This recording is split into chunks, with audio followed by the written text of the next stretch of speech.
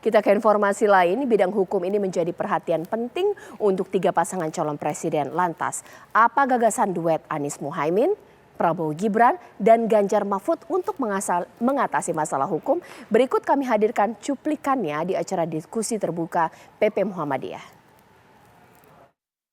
142 negara. Jadi di bawah. Bidang hukum menjadi perhatian penting 3 pasangan calon presiden. Di mata Capres nomor urut 1, Anies Baswedan, penegakan hukum harus tanpa pandang bulu, terlebih kasus korupsi, karena dampak langsungnya rakyat yang merasakan. Dalam jangka pendek, mungkin itu memberikan kenyamanan. Ketika ada dibiarkan korupsi, tapi aman, tenang. Tapi dalam jangka panjang itu akan menciptakan ketimpangan yang bisa meletup menjadi masalah sosial. Kenapa? Karena begitu ada korupsi, otomatis itu artinya kebijakan-kebijakan yang seharusnya dirasakan oleh orang banyak, dana yang seharusnya bisa dirasakan oleh semua, berhenti di kelompok-kelompok tertentu saja. Dalam jangka panjang ini eksplosif, dalam jangka pendek mungkin belum. Tapi jangka panjang ini eksplosif. Dan yang ketiga, pengalaman kami ketika kita melihat korupsi itu dibiarkan, efeknya langsung di rakyat. Saya beri contoh. Daerah yang di pedalaman, nggak usah pedalaman lah, daerah yang dari kota mungkin jaraknya 20-30 km, jalannya dikorup, maka rusak jalan itu dengan mudah. Ada contohnya banyak, Pak. Apa kemudian konsekuensinya? Peternak-peternak yang memproduksi telur misalnya, itu ketika perjalanan 20-30% telurnya itu rusak di jalan, Pak. Orang tidak nyambungkan mahalnya harga telur dengan korupsi. Padahal kenapa harga telurnya di pasar mahal? Karena dia hanya bisa melakukan 70%, 30%-nya rusak di jalan. Kenapa rusak di jalan? Karena jalannya dikorup. Jadi korupsi itu punya dampak langsung sesungguhnya dalam pasaran kita. Nah, kami melihat bagaimanapun juga korupsi ini tetap harus diberantas. Nol belum tentu bisa, tapi ikhtiar memberantas itu harus terus dilakukan. Inilah pentingnya mengapa nilai itu harus dipegang. Orang kalau punya nilai, belum tentu dia menjalankan nilai itu setiap waktu. Tapi kalau dia menyimpang, dia tahu kemana harus kembali. Tapi kalau orang tidak punya nilai, dia menyimpang, dia belandang terus menyimpangnya itu. Karena dia tidak tahu kemana harus kembali, karena tidak punya pegangan nilai. Disitulah mengapa kepemimpinan nasional harus memiliki ideologi. Kepemimpinan nasional harus punya nilai. Monggo.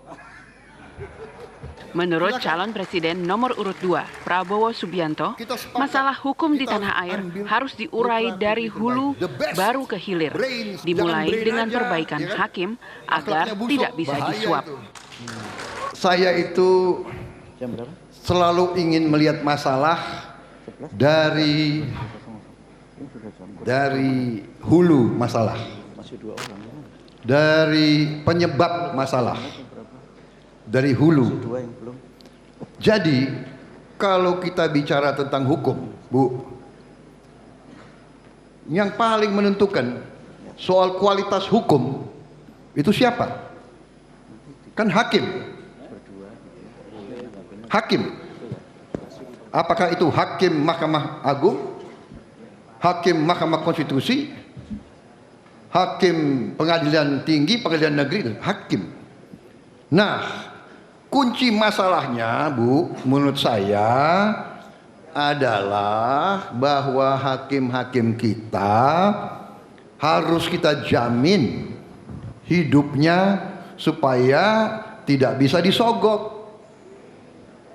Saya ini bicara apa adanya, ya kan? Kita ini semua orang Indonesia kok. Saya lebih lama jadi orang Indonesia dari sebagian besar kalian. Iya kan? Bu, kan masalahnya itu. Jadi kuncinya ini kembali yang dicanangkan Pak Jokowi. Kita harus meningkatkan, menerima, mengelola, menjaga kekayaan kita, supaya anggaran kita cukup, kita bisa perbaiki semua gaji hakim-hakim kita. Kalau perlu hakim-hakim kita gajinya yang paling tinggi di Republik ini. Di mana Sementara calon wakil presiden nomor urut 3, Mahfud MD, menjelaskan apa yang menyebabkan indeks persepsi korupsi di Indonesia melorot. Ini dipicu konflik kepentingan, mulai dari penyelenggara negara hingga legislatif.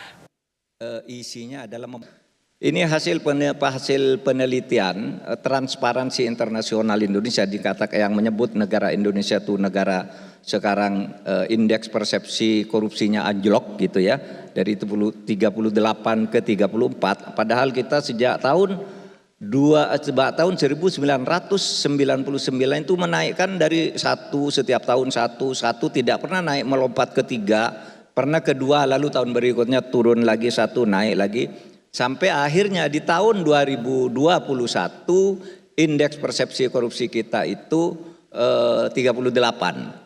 Tapi tiba-tiba pada tahun 2022 anjlok turun menjadi 34. Apa penjelasannya? Karena tadi batas-batas kekuasaan itu bercampur baur. Misalnya di lembaga legislatif. Di lembaga legislatif itu ada orang menjadi anggota DPR sekaligus punya perusahaan. Yang kemudian kalau ada nego-nego dengan pemerintah bagi pengembangan perusahaannya digarap di legislatif dalam forum rapat kerja dan sebagainya. Kadang-kala menteri itu ditekan, sesudah ditekan gitu bicara keras, nanti sesudah keluar dari sidang lalu pesan proyek. Itu DPR, banyak itu. Konflik of interest. Di tubuh pemerintahan juga perizinan tumpang tindih sering terjadi. Orang minta izin itu ditahan-tahan, kalau nyuap baru jalan. Sehingga ada perusaha itu datang kepada saya banyak para investor, Pak gimana kami ini mau berinvestasi, mau berusaha di Indonesia itu susah katanya. Kenapa? Yaitu kalau kami tidak nyuap kami kalah di dalam setiap usaha proyek, dikalahkan ke orang lain yang nyuap. Tapi kalau kami nyuap lalu diketahui oleh civil society, kami yang ditangkap. gaji gurunya, Pak. Tim TV One mengabarkan. Lalu dia masih dapat 10% tambahan.